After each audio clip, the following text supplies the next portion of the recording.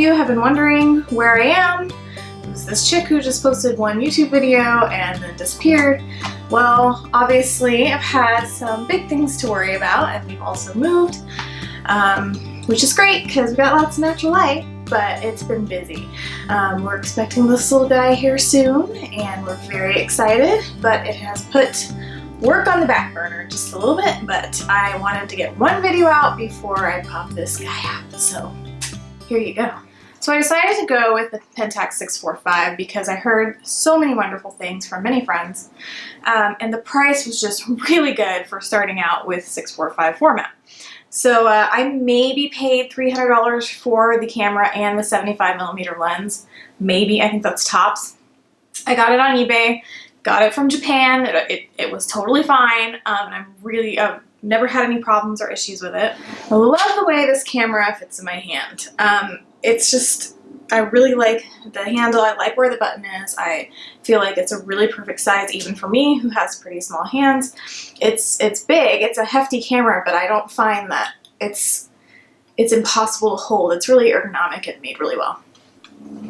I would say that the manual focus on this camera is a super big plus. It's, to me, pretty simple. I was a little bit worried, as I always am when getting a new camera, on how the manual focus will work for me. Will I be able to see it? What will my shots turn out like? At this point, my rolls come back pretty much 100% in focus, and I like to shoot wide open all the time. So I was really, really impressed with this camera's manual focus, and I don't feel like I miss autofocus at all with this guy.